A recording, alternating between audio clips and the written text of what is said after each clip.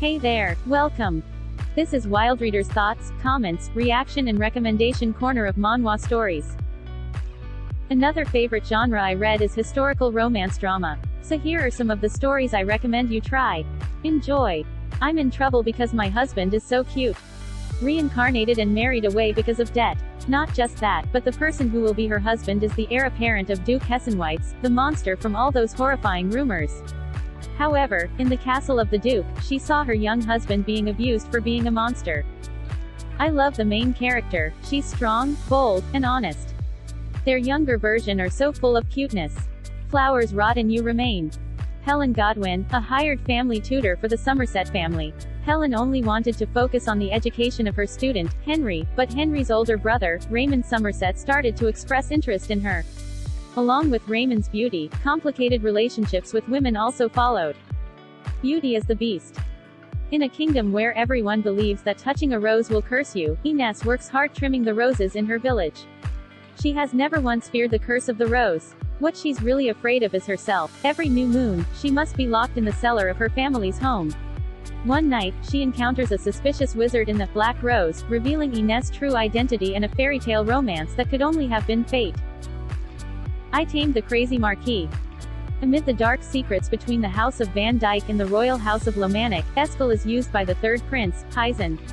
That's when he finds himself being shaken up by Larinoa. With her appearance, the hidden stories begin to be revealed one by one.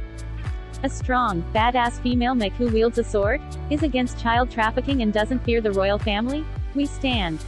The Forgotten Princess wants to live in peace. A stubborn girl who works as a blacksmith in a village called Aden and raises her little brother by herself. On the day she receives her alchemy ability, a man in the portrait that her mother cherished came up to her. She learned a shocking revelation from the Duke: she's the last bloodline of the first emperor. The plot is not exactly something new, but it could be interesting.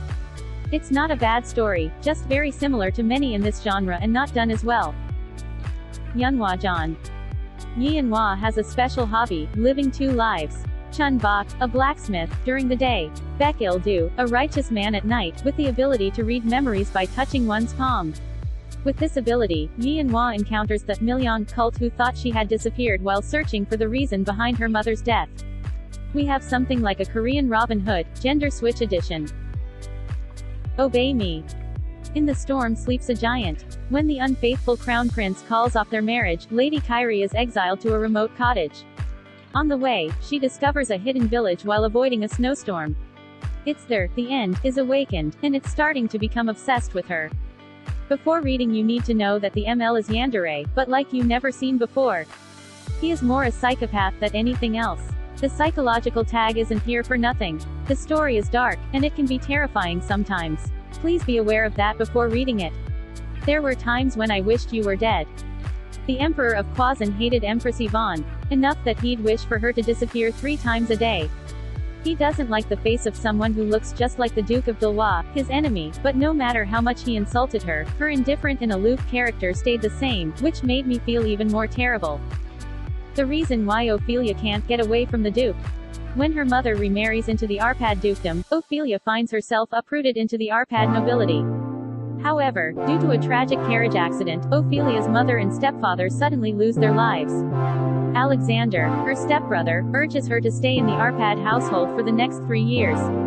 One day, Ophelia hears devastating news from an investigator that changes everything. Floruit has the perfect balance of fragility and cunningness. I don't have much to say about the ML, but oh boy do I have a feeling that the both together are gonna be toxic. The Flower That Was Bloomed by a Cloud.